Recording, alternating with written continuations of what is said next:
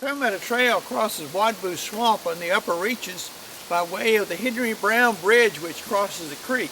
It connects to a series of boardwalks which connect to a series of ancient rice dikes that were placed in here during the colonial days for the growing of rice.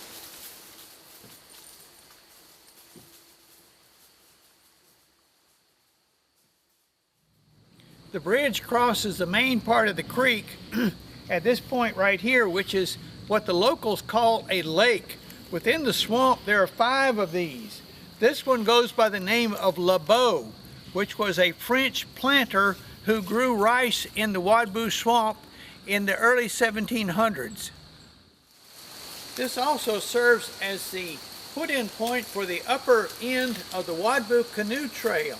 Through a series of steps, the boardwalk descends down to the creek, and it's an easy, convenient point to launch kayaks and canoes for the trip down the stream to the landing.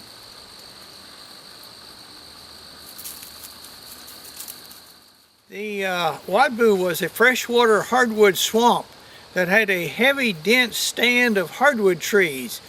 The area would have been cleared completely of those trees, and the ditches would have been straightened, the creeks would have been channeled, so that there would be a very good supply of water coming through here for the rice culture.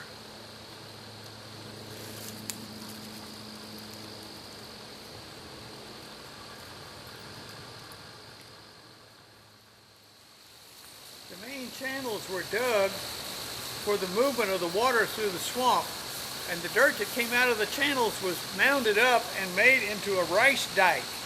Inside this area would have been the rice fields, where the water level could have been controlled for the flooding and growing of the rice. Rice was grown here from the early 1700s up until the time of the American Revolution. As you hike through the area, you'll find that it's very rich in wildlife. Often off in the distance you'll get a glimpse of a turkey or a deer, possibly even a bobcat or a fox passing across the trail. Tremendous number of squirrels, raccoon and possum, and great birding. The hardwood swamps are known for outstanding birding activities.